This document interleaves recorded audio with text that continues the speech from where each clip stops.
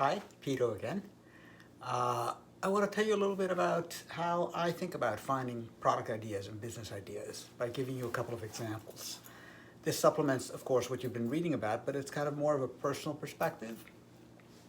I think it comes from observation, looking around you in your day-to-day life and seeing places where there are inefficiencies, where you are doing something or you're taking advantage of a service of some kind, and it seems like things are really slow or complicated, or it seems like you're doing something really unnatural. Uh, Too many steps, too many tools, too many do-overs to get the result you want. And you think about that and you observe. So one example that I want to give is one time before COVID when I was waiting for a sandwich or thinking about buying a sandwich at Einstein's.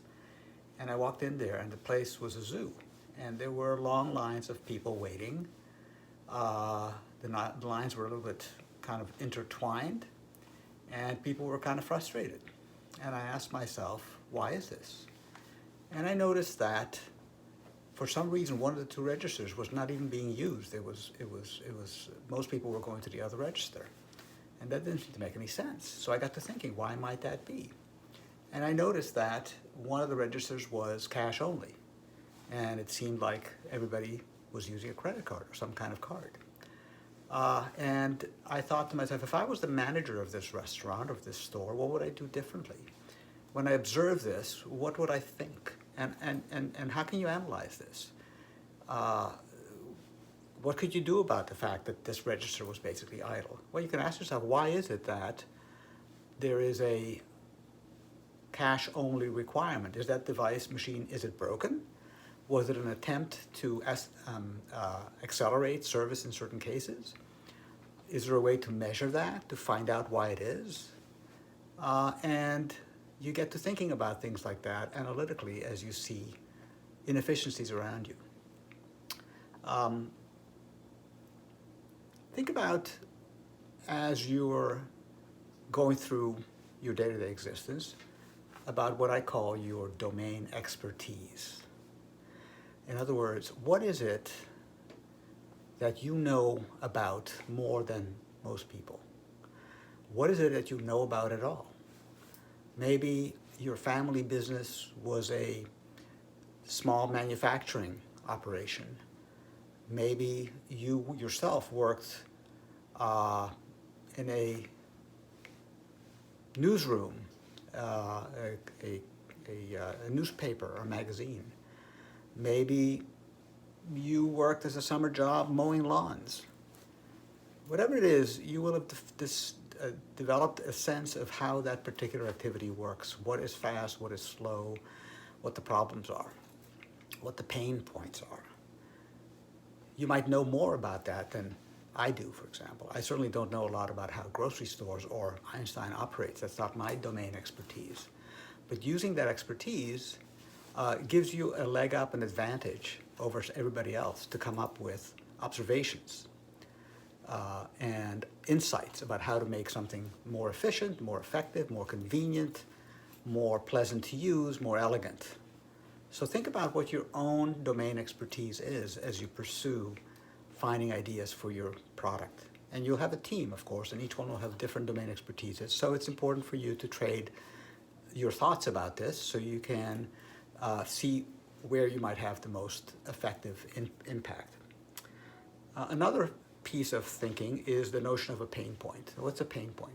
Pain point is something that's done that causes whoever's doing it to not have a good experience, to not feel like they're being effective, to feel like they're being very ineffective, very inefficient, right? So a pain point at Einstein's might be the huge queues. How big a pain point is that? It's very important to go beyond thinking about what the pain is that the customer, the user, is having, to how big a problem it is. Is it a problem that's a mere inconvenience? Is it a problem that's a mere annoyance?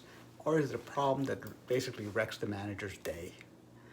If you're working at a small manufacturing plant, it may be something as silly as how you dispose of waste material. And that stuff piles up day after day, and it's always a hassle to get rid of it. And by the way, there's a cost associated with this pain. So people are suffering this pain, and they are wasting money. So you got to also think about how you identify the pain points and try to understand how severe the pain is, how badly this person, this user, this customer wants to get rid of it. One way to tell is if this customer, this user, has gone through some really strange contortions to overcome this.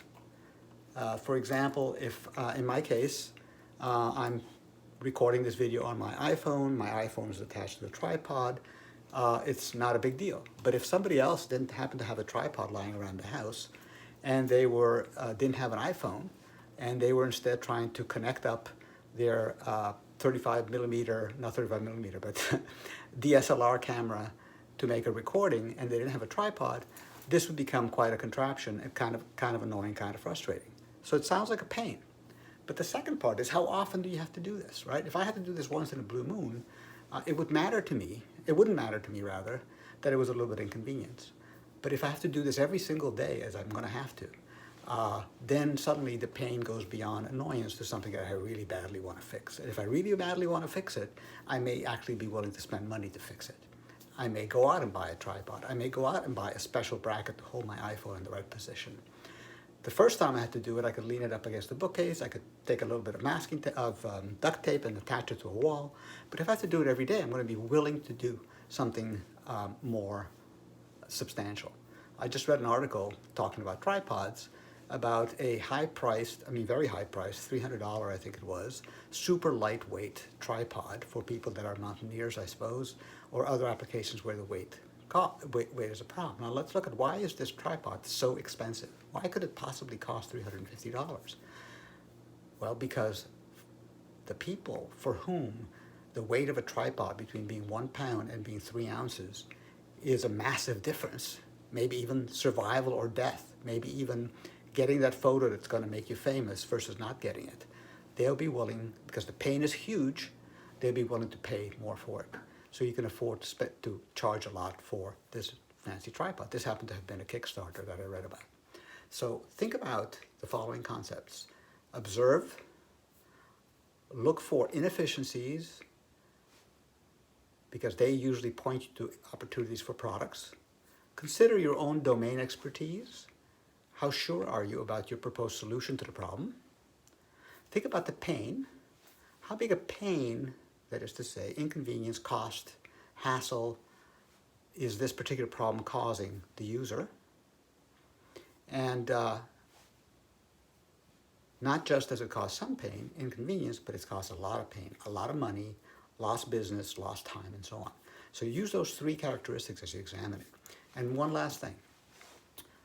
You're going to go, well, I'm a student. What do I know? I haven't had a job. I haven't had a career. Well, you all have domain expertise, even though you may not realize it. You might be an athlete. You might know all about what it's like to run a tournament. You might be a musician. You might know all about what it's like to run a music school. Maybe it's a rental of equipment. Maybe it's maintenance of equipment. Maybe it's buying equipment in bulk. Maybe it's copying sheet music. Maybe it's recording performances. Maybe it's Zooming. There's any number of things. All those might be problems. One of those might be a huge problem, right? You may be interested in photography.